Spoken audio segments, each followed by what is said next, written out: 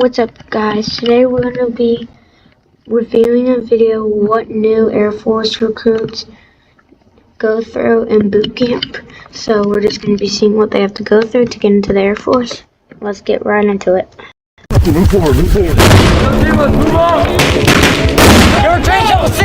This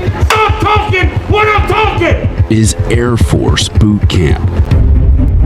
Before they join the United States Air Force or Space Force, all trainees must graduate from the Air Force's 7.5-week basic military training program, known as BMT. Our mission is to motivate, train, and inspire the next generation of airmen to deliver 21st century air power.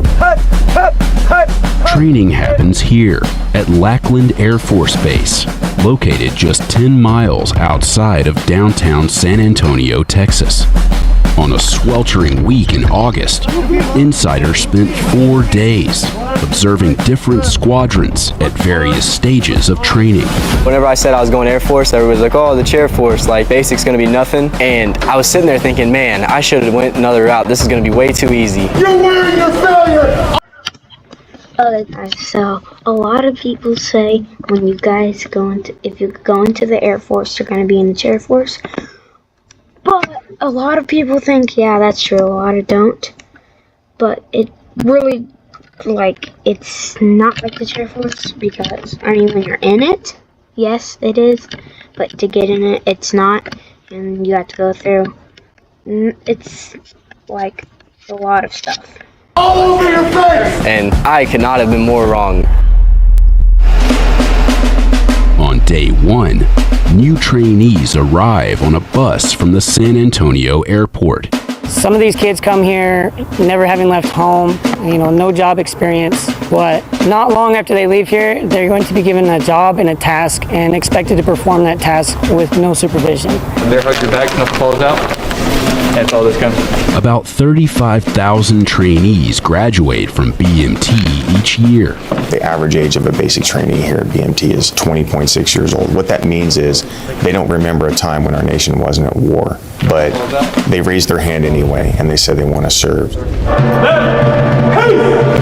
All trainees are sorted into smaller groups known as flights. Although training squadrons are composed of both male and female trainees, the flights are divided by gender. During 0 week, male trainees receive haircuts. Female trainees must wear their hair in a bun, a ponytail, or up to 2 braids. Right away, the Air Force wants to get a little muscle on those pretty arms. Females were first allowed to join the Air Force in limited roles in 1948. What were those push-ups? Okay. What were those push-ups? Females were first allowed to join the Air Force in limited roles in 1948. And in 1976, began being accepted on an equal basis with males. Today, 20% of the Air Force... They can't allow those push-ups now, right? Maybe they do. Let's see. Force's active duty service members are female, along with about 25% of all trainees at BMT. Trainees learn how to line up and march in formation from their military training instructor, or MTI, which for some can be easier said than done. There you go, leave it all on the track. Mornings at BMT begin at 0600 with physical training. 5 seconds! Come on, man, keep going. All right, you're done. All trainees must pass a physical fitness test during the 5th week of their training, which consists of 1 minute each of push-ups and sit-ups, as well as a timed 1.5-mile run. Good job, keep going, gentlemen. They kind of flip a switch during PT from MTI to personal trainer. Good job, good run. Like they come in and they really encourage you. If you're struggling, they'll tell you like, hurry up, let's get this done, and they'll do it with you. There you go, burn through this last lap. There you go. That's why a lot of Air Force generals or whatever you call them, Air Force recruits, they like when you have like football players or like a team sport, because that's what you do when like someone is falling behind. You go help them, you do it with them. But yeah, that's why they like team sports, and if you do a team sport. Morning PT. It's time for breakfast, known as chow. But meals aren't a time for relaxation. Sir, flight 727, dormitory Alpha 1 is prepared to enter the dining facility from the west side. It's the responsibility of the chow runner to announce their flight's arrival to the dining facility. Going Bravo 6 is prepared to enter the dining facility from the east side. Bring him in and seat him. Bring him in and seat them. Yes, sir. Thank you, sir. You gotta do the right amount of steps, the right drill movements. You gotta say the right words, or you're gonna get screamed at. Chow runners who don't follow procedures correctly may face the wrath of the snake pit, the area where MTIs sit during meals. You stepped out in traffic and almost got ran over because it was not your turn. There's no explanation for it. Back off. Really, it's an important job because you represent your flight. They put people in there who got confidence issues, to build their confidence. So you're forgetting to do so is what got you. Stop talking when I'm talking! You gotta really be stable to be able to remember everything and then be in that fire and, perform well. After doing it a few times, it get easier. Attention to detail is a critical aspect of BMT, and it starts in the dormitory. Trainees are expected to keep their living areas and uniforms in pristine condition, and both are inspected regularly by their MTIs. There's a plethora of things that they have to make sure are perfect down to the T, and if they aren't, we're gonna let them know that this does not meet the standard. They're gonna be expected to correct it. During 0 week, each trainee is assigned a rifle, which they learn to care for. My heels are pretty much trying to touch the ground, and I'm facing downrange. 35% of BMT is classroom instruction. Right now, what you're gonna do is go to the high kneeling position. Trainees learn the basics of how to hold their rifles in a variety of different shooting positions. Because I could do that right now, easily. That part is easy. we're an expeditionary force, and airmen can find themselves in any location around the world really at a moment's notice. So we have to maintain our qualifications and our service weapon. Nowhere is attention to detail more apparent than in drill practice. Get your jump. Stay in step. Drill is a lot of precision and discipline incorporated into certain movements in a formation. I will say during the first couple weeks of training, they are drinking from a fire hose. The drill is much more difficult for them because they are having an overload of information being given to them. Left foot, left, right, left. Typically after the second or third week of training is when it all starts to make a little bit of sense, and around that time is when it looks a lot better. Training culminates in week 6 with an event known as BEAST, which stands for Basic Expeditionary Airman Skills Training. BEAST puts them through all the things that they have learned in 5.5 to 6 weeks, and we rehearse it, if you will. During BEAST Week, trainees live in a simulated combat environment and are tested on various field training exercises and scenarios. I want their backs to hurt, and I want their feet to hurt after that 5 days of training out in the field, because they need to ingrain to them right now the character. What does it take to be our agile airman and our agile guardian in the United States Air Force? During combat arms training and maintenance, trainees learn how to handle and fire an M4 carbine. Forward. Load. Trainees first learn how to safely load and fire their weapons in the classroom before heading out to the firing range. The line is ready. Fire! Where they'll fire their weapons from several different positions. Trainees fire a total of 76 rounds and must hit their target on at least 12 of them. Trainees who score 22 or higher qualify as expert. The reload is out with the old and with the new. Slap the big pump paddle, that bow on the side of your gun and shoot. If they lose fundamentals, they get frustrated. They tend not to qualify. You guys ready? Yes, sir. Let's do it again. Let's go. But if you keep them motivated, that part will ensure that they either qualify or get that expert. There's a sense of accomplishment that when an airman leaves here, that they're confident in holding and operating a weapon. Some people.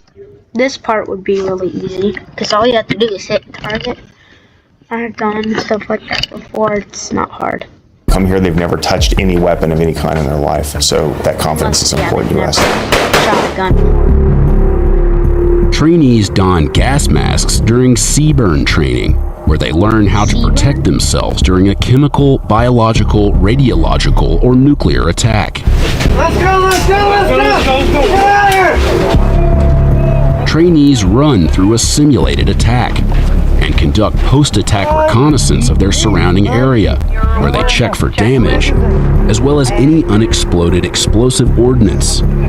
Due to COVID-19 protocols, trainees are not exposed to any dangerous chemicals during BMT, but training that does include exposure is scheduled to return in early 2022. 2 feet, 2 feet, 2 feet, 24 inches.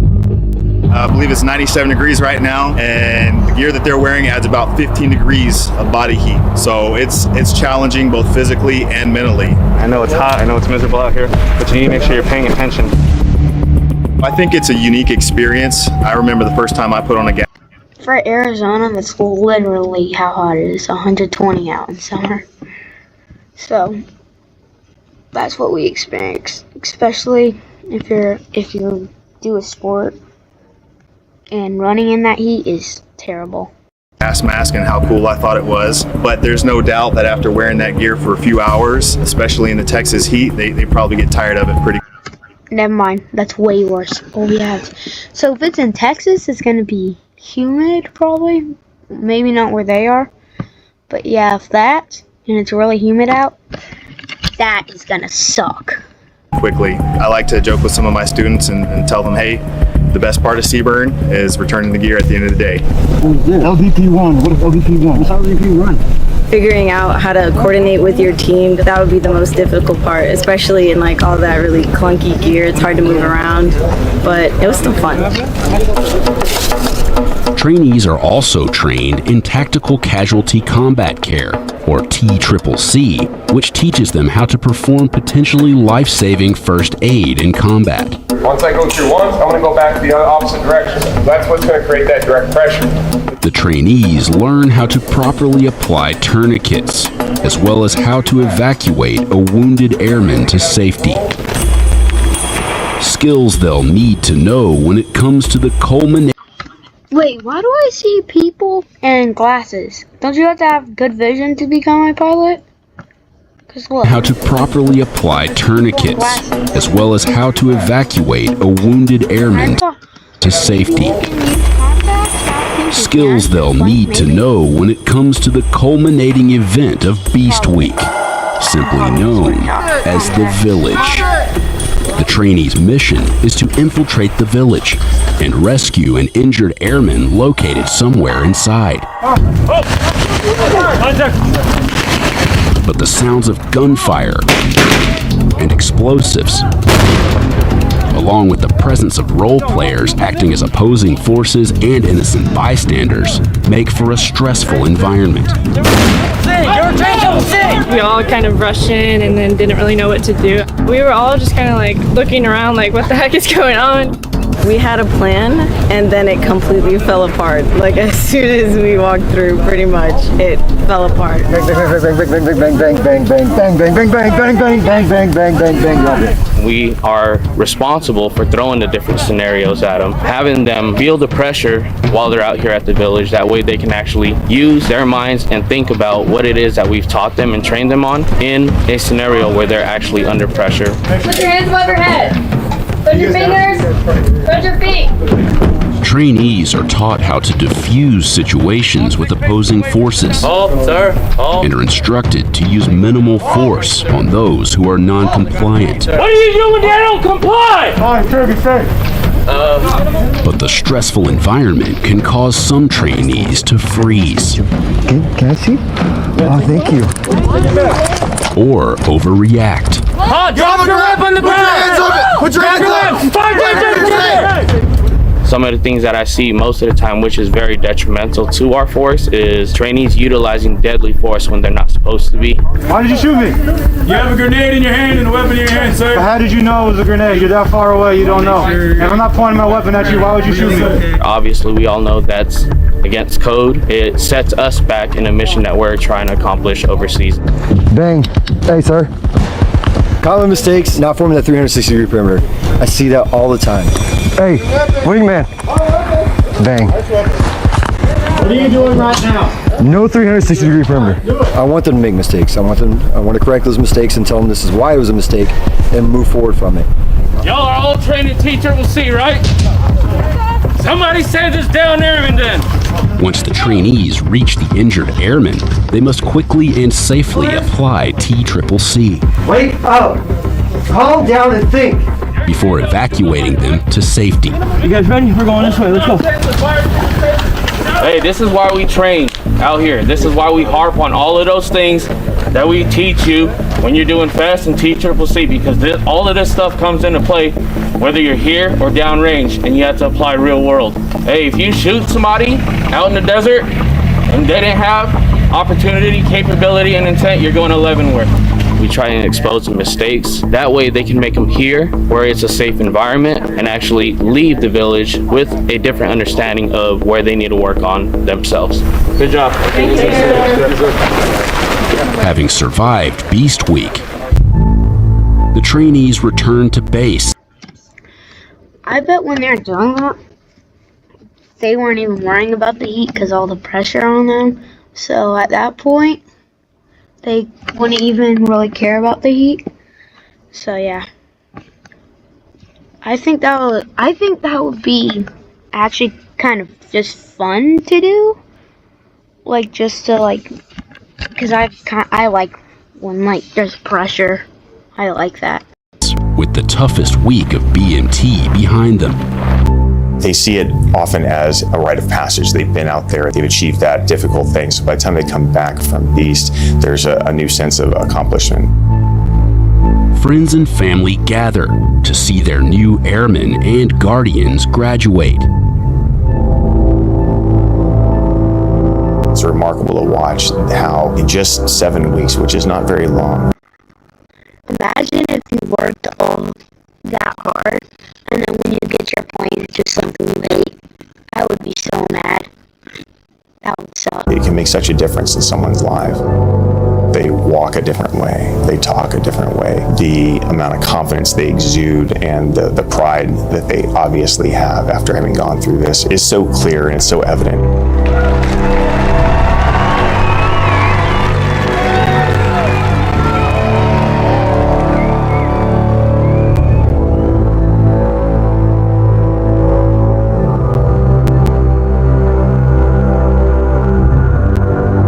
Graduating from basic military training, airmen and guardians head to technical school to start the next chapter in their journey in the U.S. Air Force and Space Force. Those who joke about us being the chair force, I would tell you, well, it's easier to sit on a chair than it is to sit on a rock. We must outthink our enemies every single day and how we fight. But what I would tell those who joke is to stand the posts because we have a nation to defend.